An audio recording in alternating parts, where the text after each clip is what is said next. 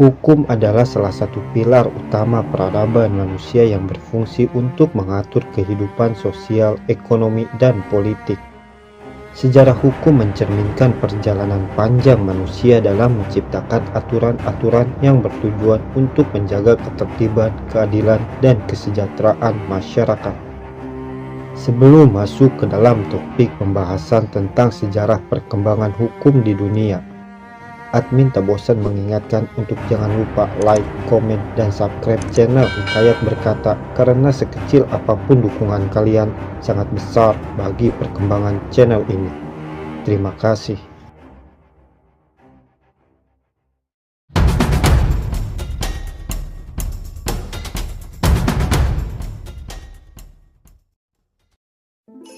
Pada dasarnya, hukum memiliki sejarah panjang dan kompleks dengan akar yang berbeda-beda tergantung pada tradisi, hukum, dan budaya.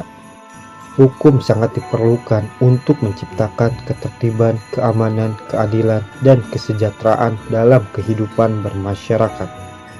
Hukum telah mengalami perubahan yang signifikan dari zaman ke zaman, karena pada mulanya hukum hanyalah sebatas larangan atau perintah yang mesti dipatuhi dan dilaksanakan. Larangan atau perintah ini ditetapkan untuk melarang seseorang melakukan sesuatu hal, baik berupa tindakan, perilaku, ataupun aktivitas tertentu. Dan bagi mereka yang melanggarnya akan dikenai hukuman.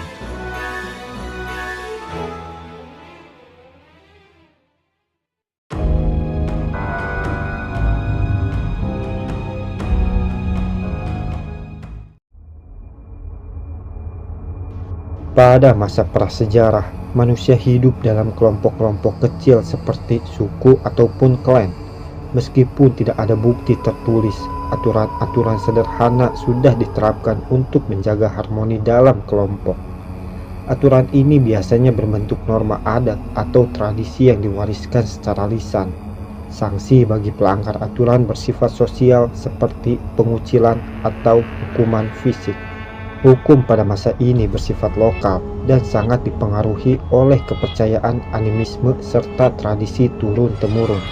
Tujuannya adalah untuk menjaga keseimbangan dalam kelompok dan menghindari konflik. Thomas Hobbes, seorang filsuf politik Inggris, dalam bukunya yang berjudul Leviathan, mengatakan, pada zaman ini, manusia adalah serigala bagi manusia lainnya, atau biasa dikenal dengan istilah Homo homini lupus est, karena tabiat manusia yang kerap kali berlaku kejam kepada sesama manusia bak serigala yang kerap kali kehilangan peri kemanusiaan pada saat berbuat jahat kepada sesamanya.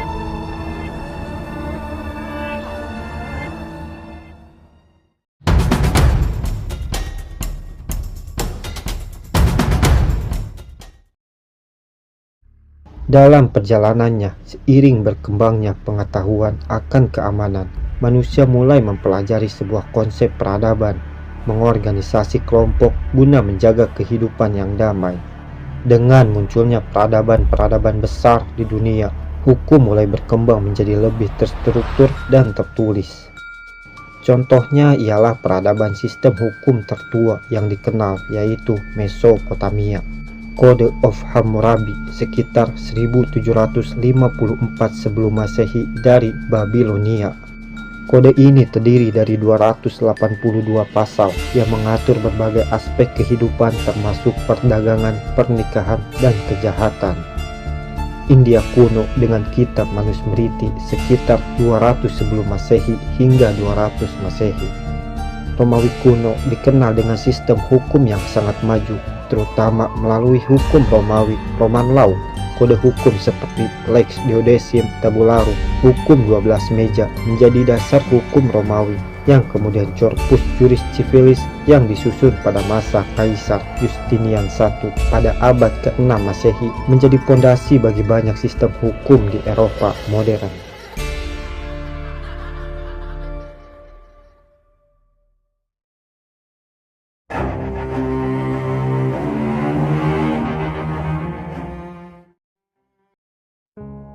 Pada era pertengahan, manusia mulai mengenal sistem monarki absolut atau masa di mana raja-raja bermunculan di setiap wilayah, mengklaim sebagai tuan tanah guna memperdayakan manusia dengan imbalan menjaga keharmonisan hidup yang tentram. Hukum yang berpusat di Eropa ini sangat dipengaruhi oleh gereja dan feodalisme. Sistem feodal menciptakan hierarki sosial yang ketat, di mana hukum seringkali digunakan untuk melindungi hak-hak kaum bangsawan. Sistem ini juga disebut unwritten law, yang artinya hukum tidak tertulis. Sumber hukumnya berasal dari kebiasaan masyarakat, namun keputusan pengadilan berada di tangan penguasa tertinggi, yaitu raja. Karena masyarakat pada zaman ini mempercayai bahwa para raja memerintah atas kehendak Tuhan atau divine right of kings. Seiring waktu, para cendekiawan mulai memprotes sistem ini karena pada sistem monarki absolut, mereka menganggap bahwa raja yang menguasai segala aspek dianggap sebagai otoriter, sehingga bermunculanlah penolakan pada sistem ini di beberapa wilayah, khususnya di Eropa. Pada akhir abad pertengahan, muncul gerakan untuk membatasi kekuasaan raja dan gereja yang menjadi cikal bakal konstitusionalisme modern, seperti pergerakan rakyat Inggris pada abad ke-17 yang merupakan contoh utama keberhasilan dalam membatasi kekuasaan raja dengan mendirikan parlemen dan konstitusi. Disusul Prancis pada tahun 1789. Masyarakat Prancis melakukan reformasi yang dimana ini menjadi tonggak penting menandai berakhirnya era monarki absolut di beberapa tempat, sehingga di sebagian besar wilayah mulai beralih ke sistem monarki konstitusional atau monarki parlementer.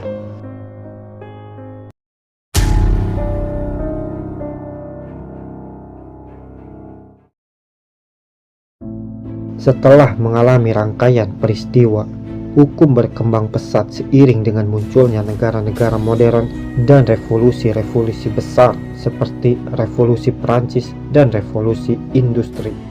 Pada abad ke-19, banyak negara mulai mengkodifikasi hukum mereka. Contohnya adalah Kode Napoleon tahun 1804 di Prancis yang menjadi model bagi sistem hukum sipil di banyak negara.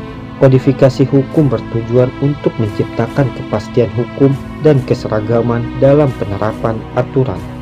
Hukum internasional dengan meningkatnya interaksi antar negara. Hukum internasional mulai berkembang dengan adanya perjanjian internasional menjadi instrumen penting dalam mengatur hubungan antar negara.